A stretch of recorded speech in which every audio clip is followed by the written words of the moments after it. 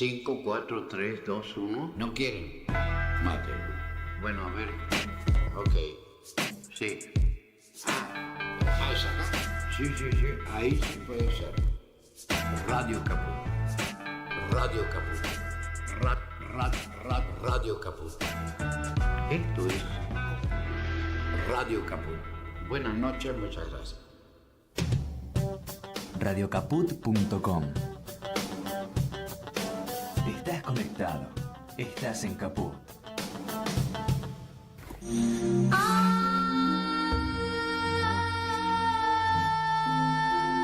Entrañables. Hola, mi nombre es Martín García.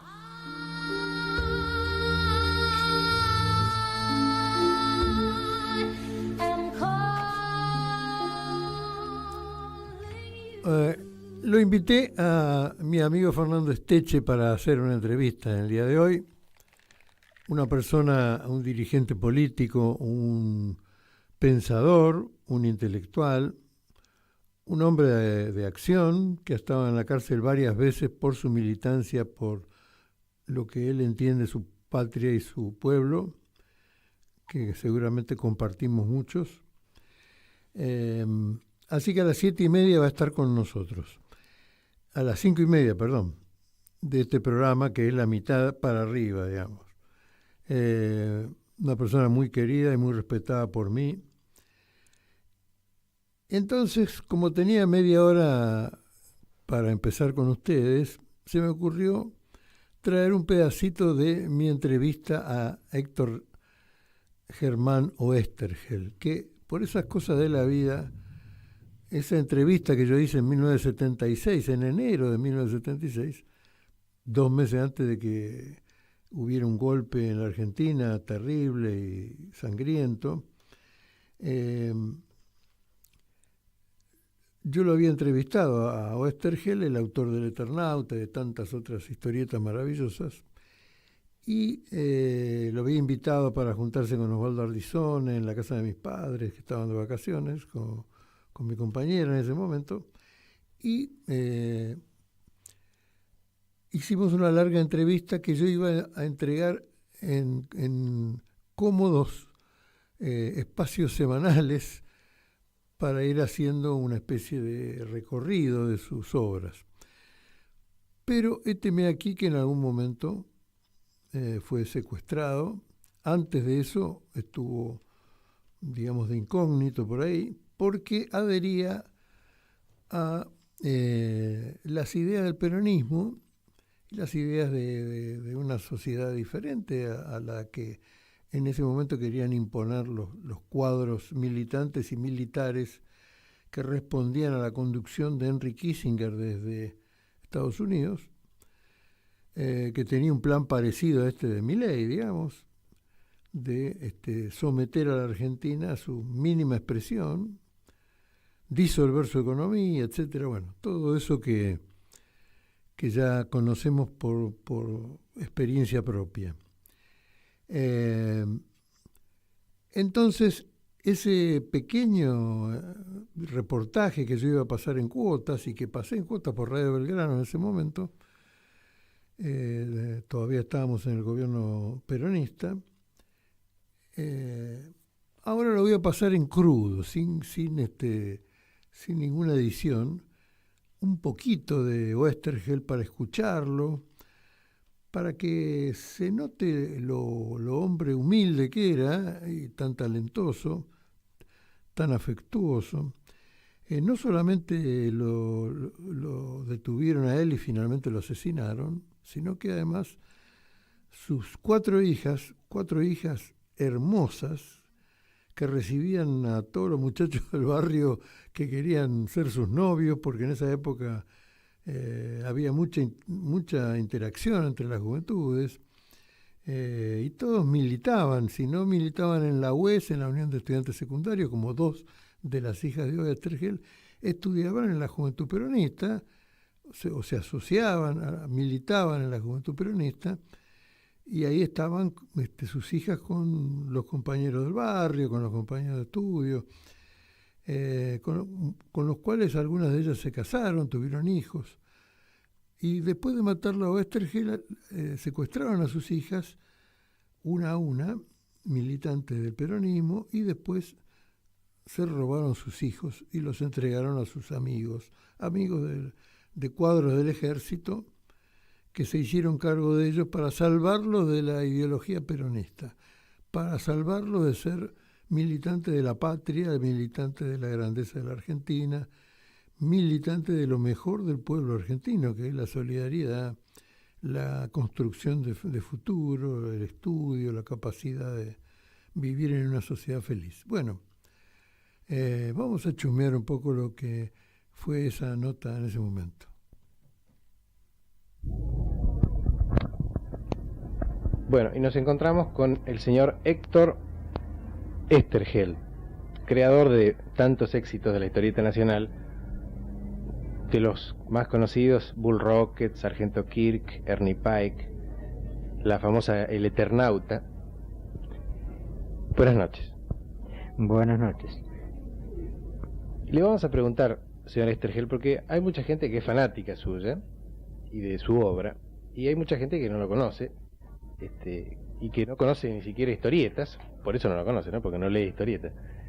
Y entonces yo quería preguntarle hoy, un poco para introducir a nuestros amigos, ¿qué es la historieta argentina dentro del concierto de la historieta mundial? Es una pregunta bastante difícil la que me empieza haciendo de entrada nomás. Hubiera preferido algo más sencillo, más para entrar en calor. A ver, déjeme pensar un poco. Usted está suponiendo gente que no conoce historieta, entonces es muy difícil hablar de historieta argentina si no conoce ninguna historieta. Vamos a pensar sí que son lectores de historieta, pero que en muchos casos no han discriminado que hay una historieta nacional y una historieta extranjera. Es muy común en los lectores, lo mismo pasa con la gente que va al cine o con los que van al teatro, que ignoran el origen o ni siquiera el nombre del autor, aunque sea hablar en contra nuestra, de los guionistas en este caso. No nos engañemos que la gente que nos conoce es mucha menos de la que nos lee. Yo calculo que habrá un 10% de lectores que saben que yo existo. Los demás le gustarán o no mis historias, pero me ignoran completamente. Y lo mismo pasará en el porcentaje de lectores que se dan cuenta que hay una historieta argentina y hay una historieta extranjera. En parte no es por culpa de ellos, sino porque la misma historieta que se hace aquí en Argentina, en la mayoría de los casos no parece hecha acá, sino que trata temas y se desarrolla en ambientes que son completamente extranjeros. Como lo de Cowboys y lo de la Segunda Guerra Mundial, etcétera. Claro, toda la gran temática de la historieta nos viene de afuera. Y cuando uno hace una historieta ya específicamente nacional, ya entra casi en una historieta folclórica, es para el público.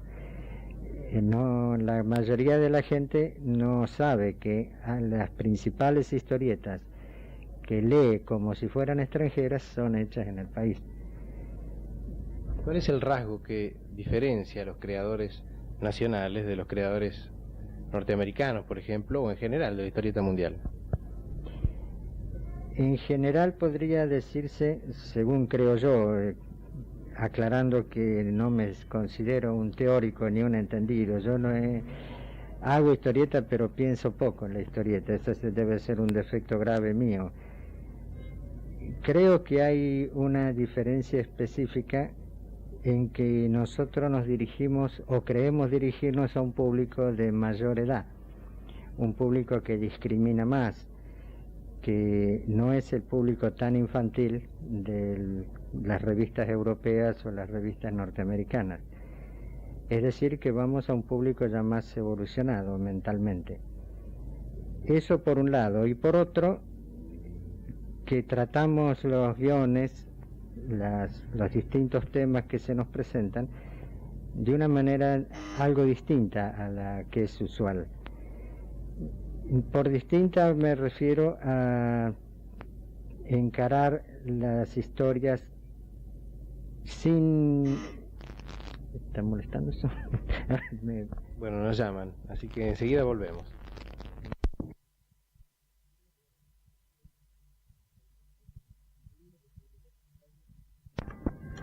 Y seguimos en 5 por Buenos Aires con Héctor Estergel, el creador de Ernie Pike, de Bull Rocket, del Eternauta, del Sargento Kirk y de tantos otros éxitos de la historieta nacional. Y charlábamos, Estergel, de qué aporte hacíamos los argentinos a la historieta. Ahora me reubico. En general, los guiones nuestros se diferencian de los guiones que vienen del exterior por una manera diferente de tratar los asuntos. Nosotros vamos más al aspecto humano de los personajes. Nuestros héroes no son tan de cartón como suelen ser los héroes que vienen de afuera, aclarando desde ya que hay personajes como puede ser el corto maltés, que viene de afuera y que no tiene estas características que estamos señalando, pero en general el grueso de los personajes que vienen de afuera adolecen de esos defectos. Son personajes blanco o negro, sin matices. Sus pasiones, sus sentimientos son cosas estereotipadas, son muy previsibles, obedecen siempre a recetas. Cada episodio se parece como calcado al episodio anterior, tanto que uno no individualiza, no recuerda episodios aislados de esos personajes. En cambio, con la historieta que hacemos acá, se busca otra cosa. Se busca un material que tenga otro fondo, que diga algo de alguna manera. Claro, no nos engañemos, no lo logramos siempre, lo logramos en un porcentaje más o menos grande, pero no es tampoco, nos llegamos al ideal de que podamos decir que tengamos acá una historieta mucho más excelente que la que viene de afuera.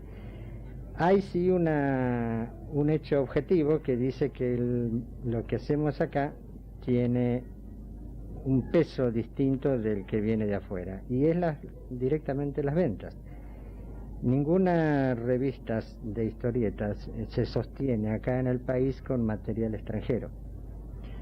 El 90% del material que tienen las revistas que venden bien en el país es producido en Argentina.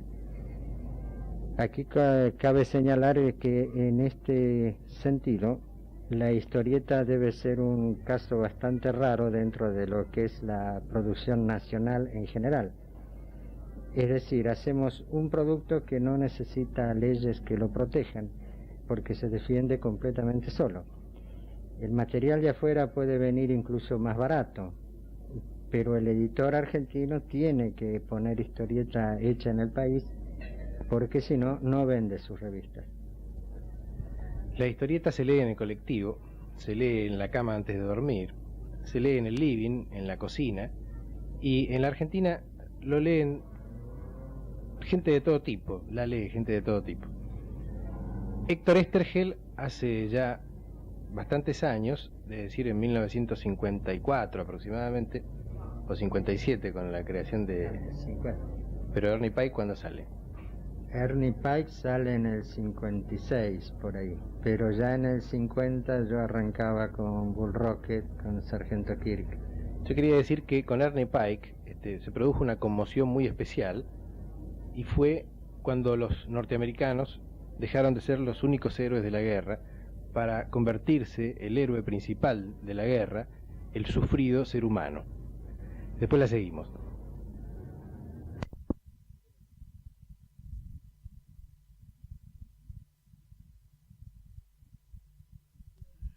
Cortamos y volvemos a poner, porque esto es un reality verdadero. Pasamos pedazos del reportaje que tenía en un archivo para compartir con ustedes. Cada uno de los personajes de Héctor Estergel, en particular del Eternauta quizás en especial, que fue una de las grandes creaciones de Estergel y que, creo yo, pasaba un límite que luego no se volvió a pasar, de hacer una historieta nacional sin gauchos, es decir, sin un folclorismo, como decíamos antes, sino simplemente con mentalidad y tema nuestro, ¿no? ¿Qué pasó cuando, como decíamos hace un rato, surge Ernie Pike? O sea, esa cosa distinta que cambió toda la historieta de la guerra, ¿no? ¿Cuál fue la repercusión inmediata y las cosas que se dijeron de usted?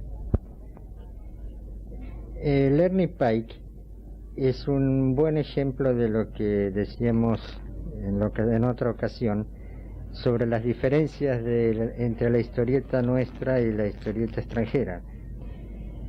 El Ernie Pike representa la guerra vista con un enfoque más humano, donde el villano no es el alemán o el japonés, sino el villano es la guerra misma. Se plantean héroes que son gente de todos los días, que se ven abocados a una guerra. Por lo tanto, sus reacciones, sus hazañas son muy pedestres, son casi de todos los días dentro de lo que puede ser una situación semejante. Ese fue el mérito mayor que tuvo Ernie Pike.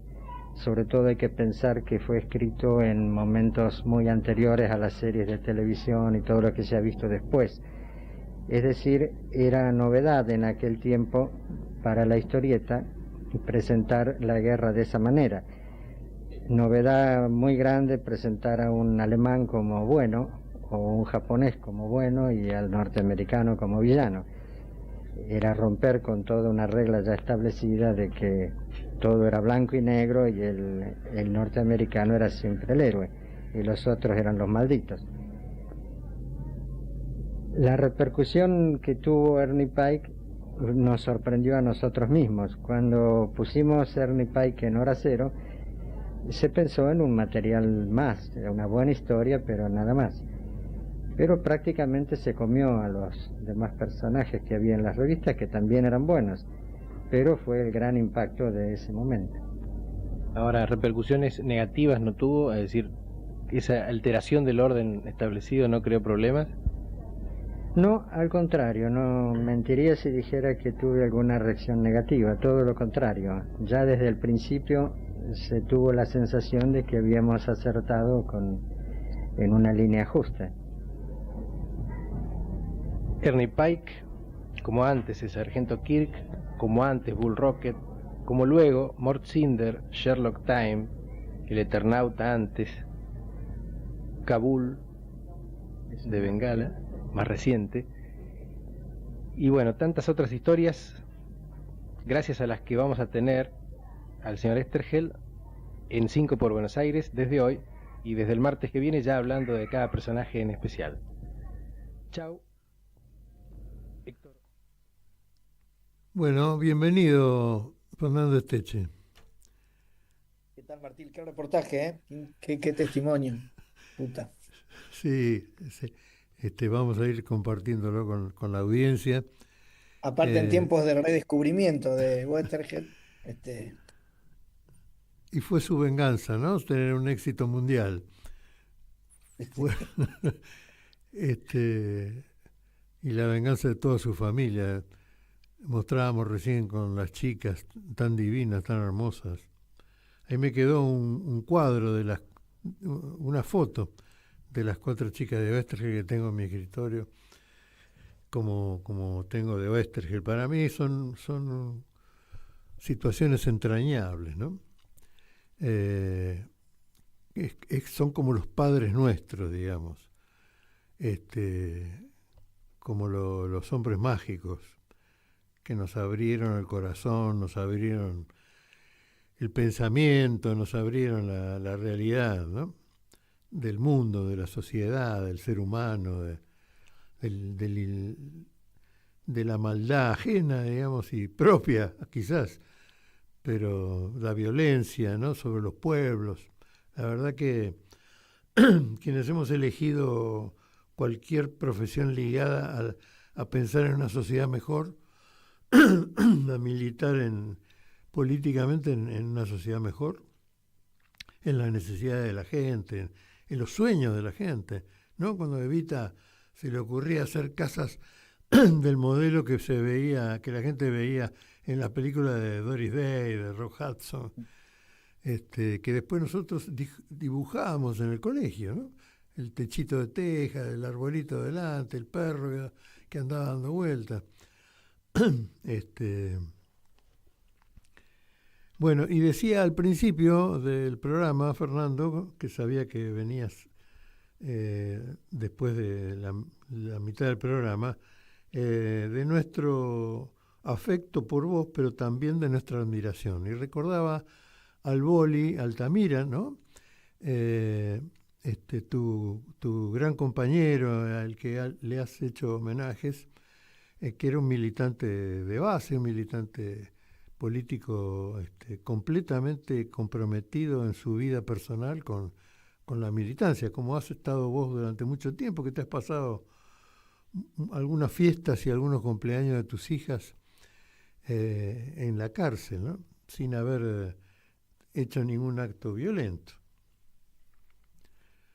Sí, bueno, justo hoy es el aniversario del Boli, así que Mira, del fallecimiento del Boli, así que y acaba de fallecer un compañero que también conociste, que ha estado en la vuestra, que es Daniel Escurra, uy, sí, un gran compañero que falleció, que también iba a tuvo un decirte rol inesperadamente. importante.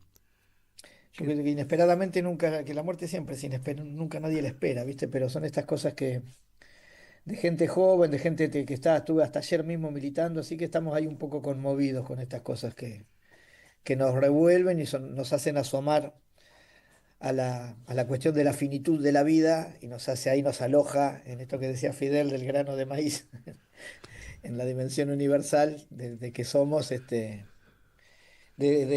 tratar de aprovechar lo que somos para que seamos, en todo caso como plural y con agenda de futuro, algo más digno, algo mejor, algo que merezca ser vivido. Bueno, nadie vino a quedarse, digamos, ¿no? Por eso nosotros celebramos cada uno que va al Comando Celestial, porque decimos que ahí los compañeros están todos de joda, celebrando la vida eterna, ¿no? Celebrando los pueblos, celebrando los grandes que vienen de andar a saber qué lugares. Pero también, como decís, es una limitación al valor de la vida, ¿no?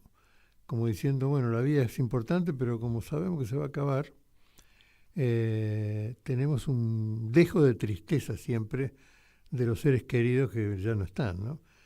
Y a medida que uno avanza en la vida, son más los que están en el Comando Celestial que los que están en el barrio. Empieza a salpicar. Pero bueno, es el destino. Eso también valora todo, no solamente la vida, sino la trascendencia, porque cada uno que pasa por acá deja algo que es como una semilla, ¿no? Que van dejando semillas para que el árbol siga dando sus frutos. No es que pasan al divino botón, ¿no? Nadie pasa al divino botón. Ni siquiera los hijos de puta, porque esos establecen también el límite de la bondad y el límite de las posibilidades, y el límite de cuidar los caminos, ¿no? Cuidar a los compañeros, tener una sociedad basada en el afecto, el respeto, el amor, la consideración, la posibilidad de ayudar, los límites, ¿no? Cuando se ha hablado de el reportaje es tuyo hacia mí, digamos, parece. Cuando Siempre es un enorme placer escucharte siempre. Cuando ahora se ha tocado mucho el tema de los discapacitados, ¿no? Y se ha visto tanta gente con tantas limitaciones, también nos muestra la verdadera realidad, ¿no? Tanta gente que vive. Hoy veía una mujer muy bonita, muy bien vestida, en la explanada del sistema de autovía de la 9 de julio, y esperando un ómnibus, y veía al pasar que era ciega, ¿no? Y tenía un bastón, seguramente para saber dónde están los límites de la plataforma, del resto de la gente, de donde se mueve.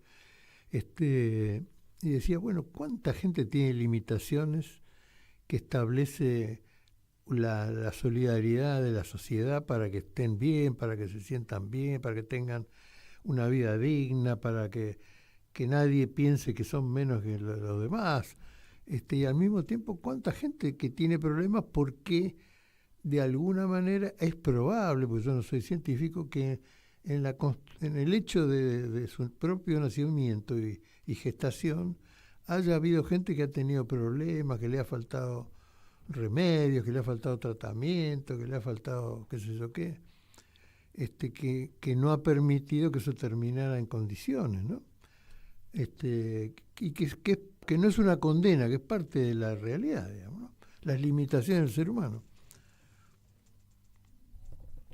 Sí, mira, es un tema, es un tema. Yo creo que hay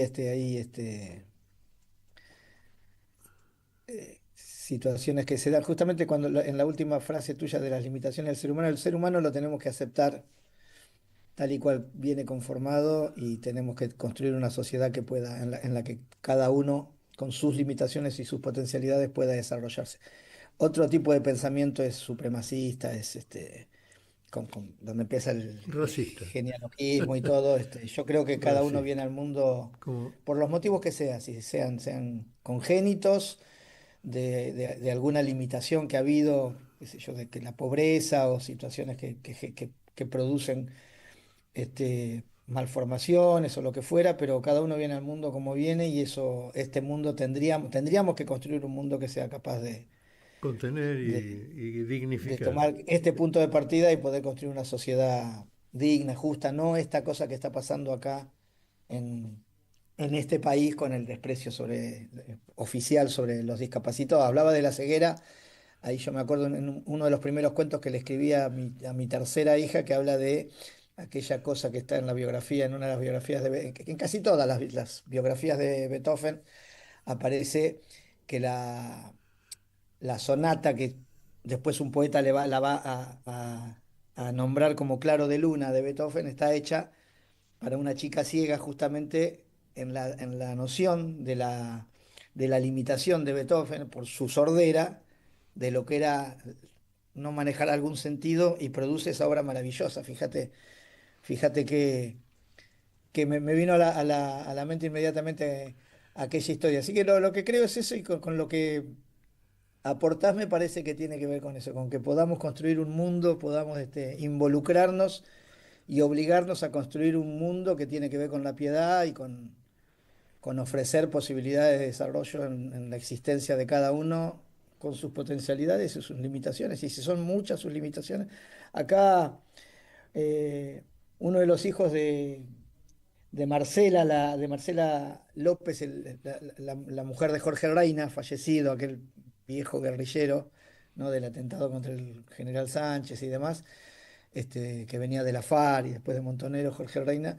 Uno de sus hijos es cuadripléjico, ¿viste? Uno le cuesta ver, desde el punto de vista de la primera mirada, alguna idea de potencialidad, de posibilidades. Es un muchacho ya que no tiene ningún tipo de movilidad, pero ahí tiene una manera de dar cariño, de contener a su propia familia, en cada ser humano hay una cosa bien interesante para disfrutar si uno tiene el corazón abierto para hacerlo. Después sí, si uno tiene el corazón intoxicado con el mundo que se nos ofrece, tal como se nos ofrece, y con esa idea del supremacismo, hedonismo y hegemonismo de una forma de ser, de una manera de tener que ser humano, ahí estamos, me parece mal. Sos un intelectual, has estado al lado de la rectora de la Universidad de La Plata, Florencia Saintut, actual ministra de Cultura de la provincia de Buenos Aires, una personalidad muy valorada por mí y por mucha gente. Has tenido la deferencia de invitarme cuando el comandante Chávez visitó la universidad. Después me reía yo porque en La Nación apareció la foto de la tapa que estaba Chávez, vos y yo nada más. para los amigos que tienen la capacidad de Las tomas que hace. discriminar, es que por supuesto a mí me llena de honra, pues yo también he estado con él en el teatro de Pepe Albistur, y charlando hasta el final, él arriba del escenario y yo abajo, diciéndole que en los teleteatros tenían que estar las situaciones de las villas miseria, o como se llamen en Venezuela, y también fijarse ahí la forma de utilizar los programas de los gobiernos para mejorar la situación de las personas que vivían en esos lugares. Eso que contás es la telecomunicación que debes conocer vos mucho, la telecomunicación del peronismo, ¿no? Eso nos contaba Papaleo, cómo Rolando Rivas a Migré se le proponía, che, fíjate que esté esta situación, fíjate que esté aquella. Y el Este, peronismo piensa mucho en la sociedad, digamos, más allá de... yo sé que desde la izquierda parece más camandulero el peronismo y más menos riguroso, pero la ideología de Perón y de Evita tenía mucho que ver con la felicidad. Entonces, nosotros tenemos el punto de vista en la felicidad y no en no en el dolor, digamos, ¿no? No porque no se considere el dolor, sino porque es tanto el pensamiento en la felicidad que uno sabe que el peronismo tarde o temprano trata de establecer la mayor cantidad de provisión de soluciones que de problemas, ¿no? y como se decía también, sin felicidad, sin alegría, no se puede hacer nada, nada grande ni nada importante. Hay mucha gente que te criticó por tu militancia en Quebracho, y yo me acuerdo de una situación que me da mucha gracia. Una vez, no sé por qué, estuve con dos personalidades que no sé de dónde venían, que de otro país o no sé, alguna cosa jerarquizada, digamos, muy de traje y corbata, y yo también estaba así. Y, y de pronto salgo del Bauen y ahí en la casa de Córdoba, que estaba sobre Callao, había todo un grupo de Quebracho con sus palos y con su cara tapada y qué sé yo, estaban criticando alguna cosa del gobierno de Córdoba. Y entonces me sorprendí porque no los había visto, apenas di la vuelta, digamos, de salir del Bauen, y me encontré con esa situación, y esta gente que venía conmigo, que se ve que no tenía nada que ver con el tema, se sorprendió. Y entonces, del medio de los muchachos que estaban con la cara tapada, aparece uno que dice: ¡Oh, Martín, ¿cómo te va? Y entonces se acercó y yo a él y nos abrazamos y después seguimos charlando. Después me seguí caminando con la gente.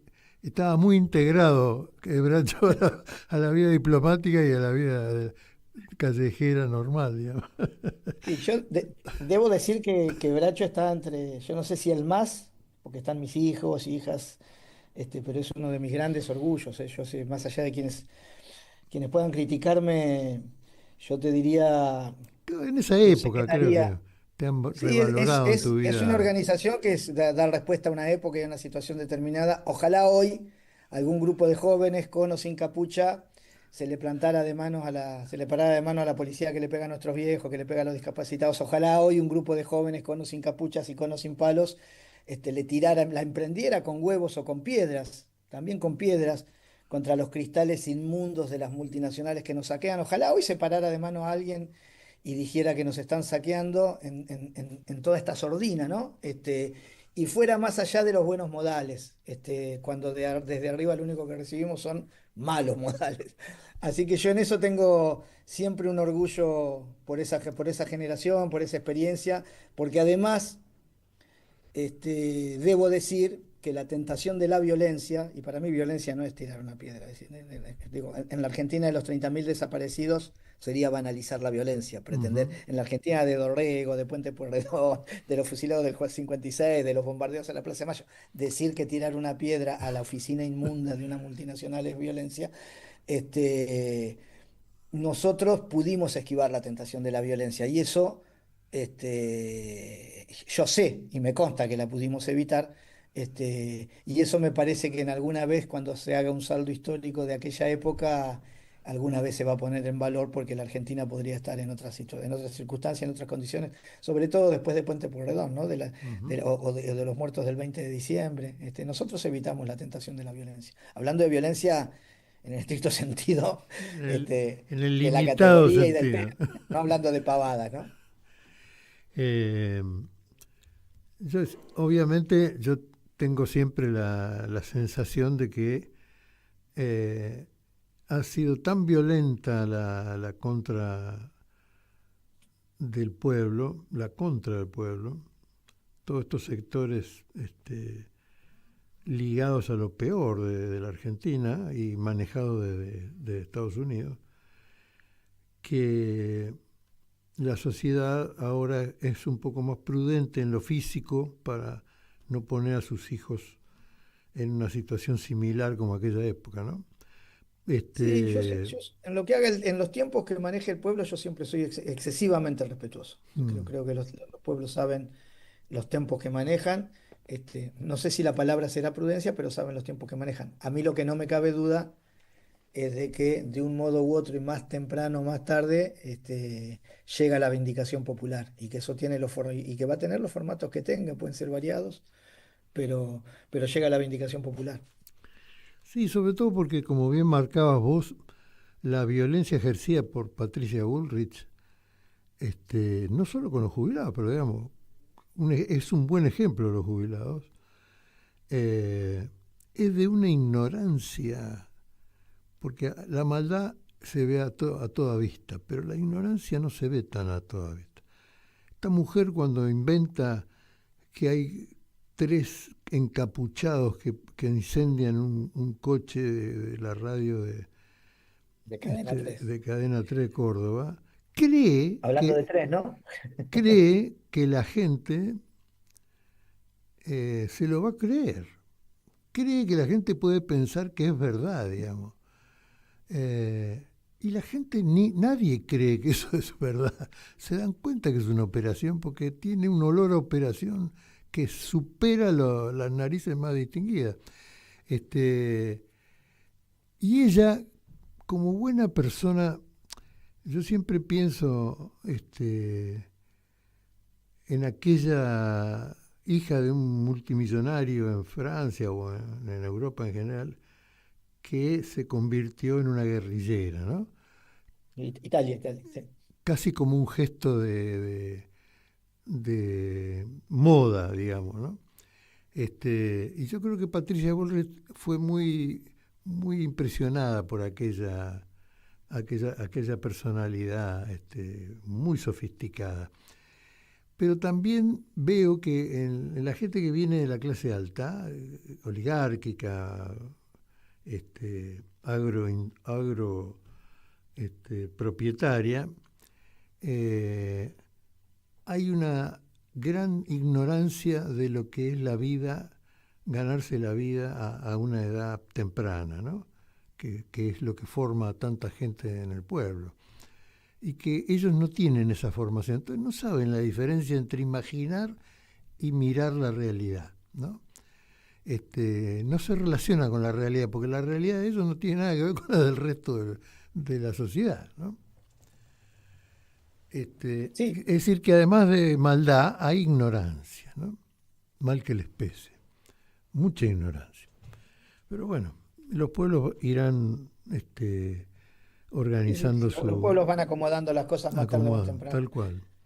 El problema es cuando esa ignorancia no solo es de los malos, sino también de los buenos. Digo, el problema de cómo vive nuestro pueblo, de cómo desarrolla y discurre su ser social y su ser político, es un tema que este, necesitamos que la dirigencia popular esté alumbrada y pueda distinguirlo, porque si no, siguen pensando que sus problemas judiciales, sus problemas de ego, sus problemas de ombligo, sus internas, son los problemas de la gente, y eso está lejos de los problemas de la gente. Los problemas Sí. de la gente tienen que ver con otra cosa, con la subsistencia cotidiana y con la realización de la familia. Y eso es tener laburo, eso es tener previsibilidad, tener un plato de comida. Eh, Aún así, con estas maldades insolentes, digamos, y ignorantes, Eh, Hay mucha gente linda en Argentina, mucha gente linda, que no son eso, digamos, No, pero claro, claro. Yo hay... creo que somos mayoría y creo que el domingo este que pasó, hoy de hecho, fíjate que después del domingo se alumbró un veranito porque está hasta el cielo de fiesta, porque está todo el mundo. Yo estoy a 2 cuadras del búnker vivo a 2 cuadras del búnker donde fue el búnker donde estaban mis hijas y demás de Kisilov.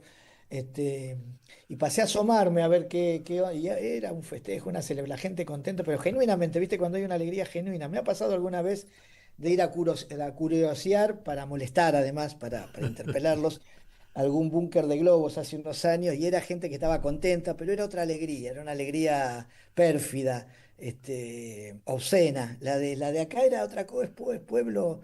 La gente está contenta, no sé si vos los ves por la calle, está la gente contenta, más allá de Kicillof o de Cristina o del peronismo. Está contenta, está tomando nota de que pasó algo, de que no es que no pasa nada. Y ese pasó algo que todavía no es mucho, pero que creo que es mucho de todas maneras, pero digo, no es tangible. Me da la impresión de que deja ahí una espera, vas a comprar y hasta el almacenero te dice, bueno, vamos a ver ahora con lo que pasó. No sé qué es lo que pasó, entre comillas, más allá de lo electoral, pero está la sensación de que algo pasó y hay una semillita de expectativa que se puede convertir en esperanza, ¿por qué no? Y esa esperanza se puede articular en estrategia política. Pero por eso necesitamos dirigentes que estén con los pies en el barro, que conozcan. Yo no digo que vengan del barro en todo caso solamente, sino que por lo menos que conozcan los barrios, que recorran, que sepan las necesidades, no que imposten, ojo, porque también hay por ahí alguno que anda impostando dolores ajenos, ¿no? Y se le nota cuando sos de San Isidro y creciste en San Isidro, fuiste a la escuela católica de San Isidro y vas al country de San Isidro, y después impostás el dolor de algún cartonero por allá, se te nota. Este, pero no, necesitamos dirigentes que estén más cerca de la gente. Mis hijos te quieren mucho también. Que ustedes son una familia subversiva, yo siempre digo, y son una familia maravillosa, todos en la comunicación, de una u otra manera. Yo los quiero y los respeto, son para mí siempre una referencia permanente. Los García. Los Eh, García, aparte, qué apellido. y bueno, ¿y tus hijos te han seguido el camino de alguna manera? Te han considerado como una opción, ¿no? Sí, bueno, ellas tuvieron el problema de mis hijas mayores, que vivieron todas las cárceles, entonces ya han hecho. Ahora, recomiendo además, yo no la vi, pero vi la cola y me conmovió, me movilizó, de la película La mujer de la fila o algo así se llama, que tiene que ver con las mujeres que van a visitar a los presos, ¿no? Con las mamás y las esposas de los presos, que eso es toda una experiencia, lo que es una militancia, más allá de la política, ¿no? Que también tiene politicidad, porque eso es uno de los puntos que más politicidad tiene, más allá del partidismo, diría yo. Entonces, yo de la mayor mía, que ya me ha hecho abuelo, desde que tenía menos de 2 años, cumplió 2 años estando yo preso, se conoce todos los penales, y después cada uno de ellos fue conociendo, tienen sus tarjetas de visita, las cosas que se pueden, que no se pueden, los rituales de antes de ir a la visita, esas cosas que los hace asomarse a un mundo que no debieran haberse asomado nunca, ningún hijo de ningún argentino debiera asomarse a ese lugar, pero bueno, y desde ahí tienen una mirada además también por sus madres, de una sensibilidad social que algunas con mayor o menor compromiso, pero en general tienen ahí una posición militante, con absoluta libertad de donde quieran acomodarse, pero siempre de este lado, siempre del lado de lo nacional, lo popular, ¿no? En eso estamos, en eso estamos claros. Por ahí las mayores tienen alguna sutil diferencia de a quién quieren más que otro en cuanto a dirigentes y eso, Está bien, pero no, bueno, Y el chiquitito, el más chiquito de 5 años, es maradoniano, malvinero, consumidor de paca paca, de la paca paca del verdadera. kirchnerismo, por lo cual tiene historicismo, es un personaje, que a veces me da miedo, siempre le digo a su mamá que te quiere mucho a vos, Flor, este, siempre le dijo, loco, le digo, paremos la mano, porque los nenes de 5 años tienen que ser de Messi, no son maradonianos, ¿viste? No puede ser que sea maradoniano. Así que Pero bueno, ahí Maradona es está. más parecido a un a un bebé que protesta, que tira el plato porque ya terminó, porque le divierte tirar el plato de la sillita de bebé. Está más cerca de Diego que de Messi, ¿no? Sí, no, claro, claro. Me encantó el Messi llorando, de emoción, ¿no? De ser el último partido en Argentina, con la selección. Me encantó esa sensibilidad. Yo me resisto a eso. Yo creo que tiene pues, que me resisto a creer, además por él mismo y por su propio mito, ¿no? Por su propia épica. Me parece que el chabón va a estar en el Mundial este, y me resisto a creer que sea, ponerle que sea el último partido de acá al Mundial y esas cosas, porque son negocios, eso es otra dimensión. Pero no, es un tipo que me parece que se reconcilió con el público argentino, además, con distintos gestos que fue desarrollando, que lo acercaron más a nuestra idiosincrasia, al punto que también terminó puteando a Milei, cuestionándolo y criticándolo. Así que ya con eso tenemos ídolos con las complejidades que tienen todos los símbolos, obviamente. Vamos a Los escuchar, ídolos hay que perdón, entenderlos así. vamos a escuchar un pedacito de una música que elegiste A ver. para pintarte un poco.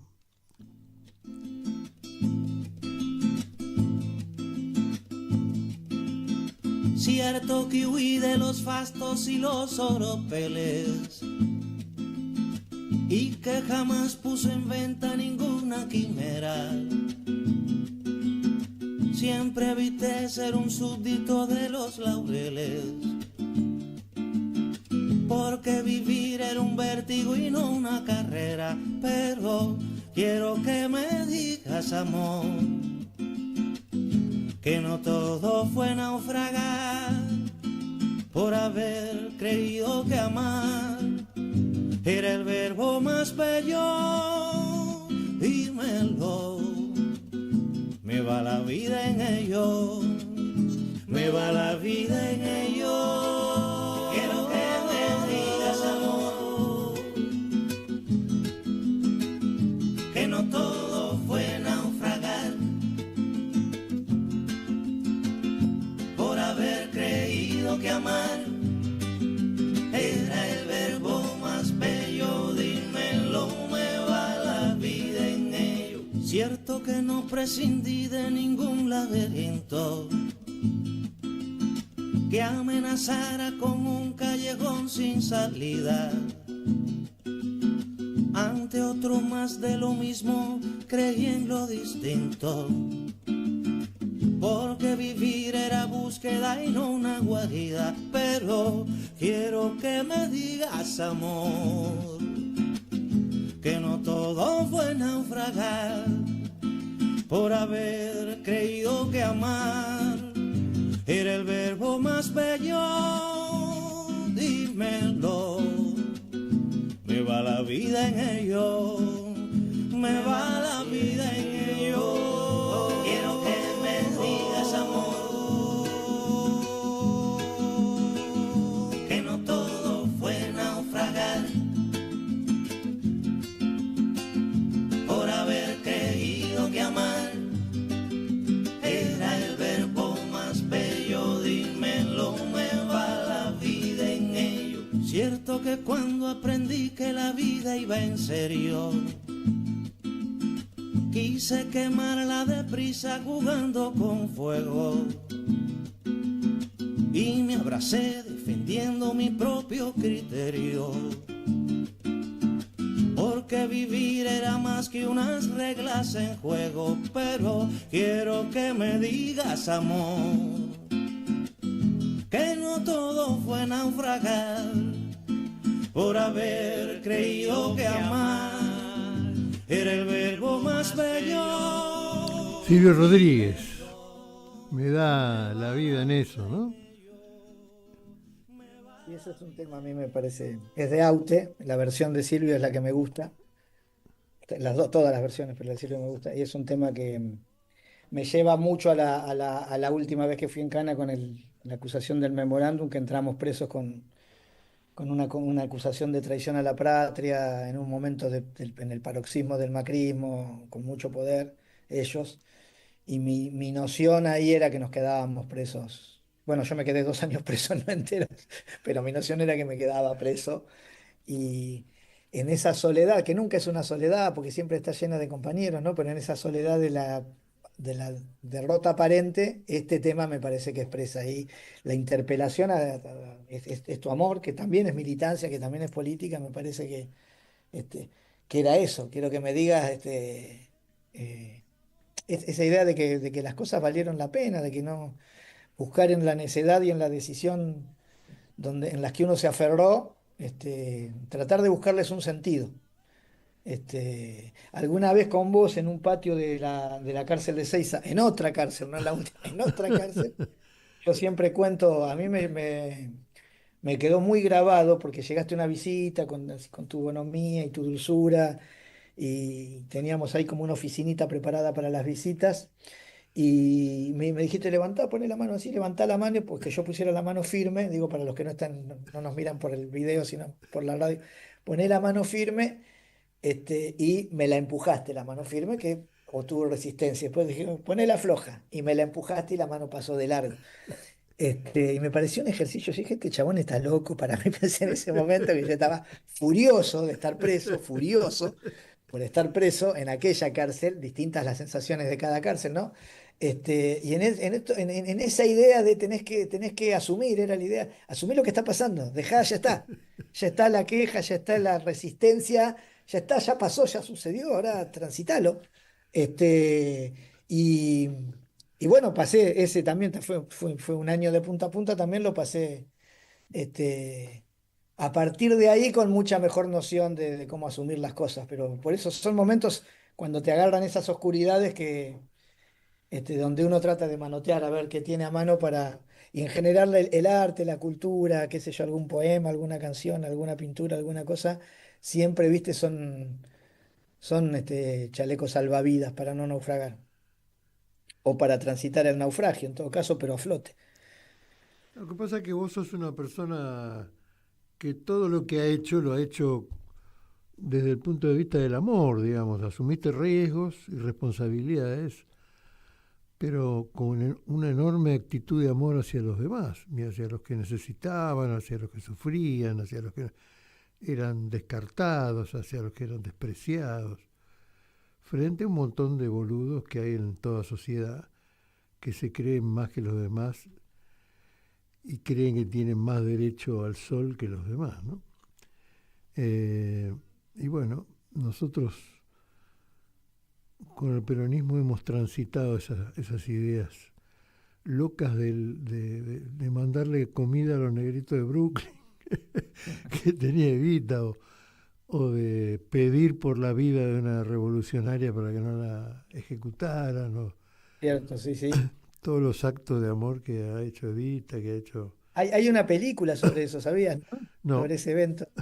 Sí, sí, creo que se llama La Carta, que cuenta la historia de la chiquita, de la hija de esta republicana presa, y cuenta cómo intenta llegar a la embajada la burocratiza, y cómo Evita se sale del auto y recibe la carta y va y se la presenta a a la, Franco, sí, a la mujer de Franco y ve que Pilar. ahí no pasa nada y se la escupe a es una escena, un momento histórico que me parece que está medio escondido, me parece, ¿no? Por ahí para las nuevas generaciones, esos gestos. Y son difíciles de visualizar, ¿no? También las nuevas generaciones tienen derecho a ver todo de nuevo, ¿no?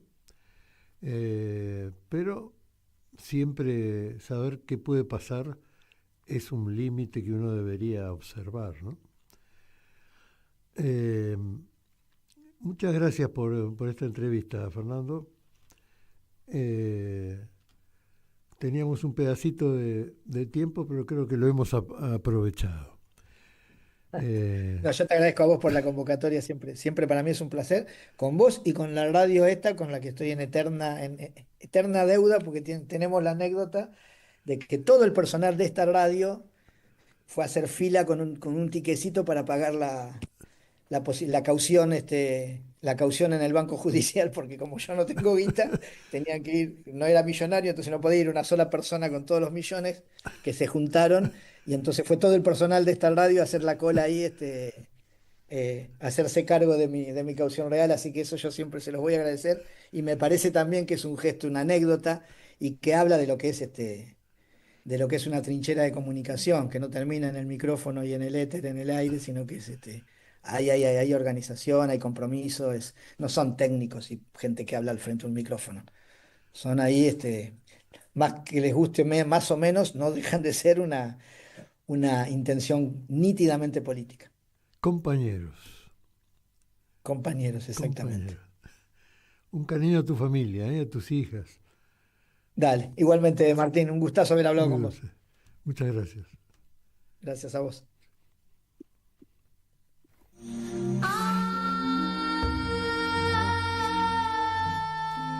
Bueno, un poquito de Oesterheld tal como era cuando no lo perseguían ni lo querían matar, y un poquito de Steche fuera de la cárcel ya hace rato, a quien respetamos mucho, queremos mucho. Muchas gracias.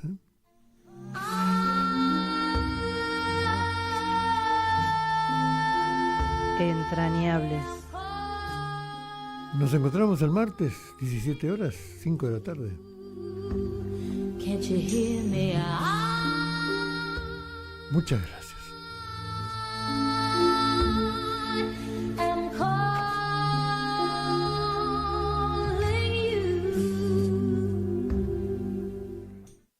you. ¿Querés arrancar la mañana bien informado? ¡Rompelo!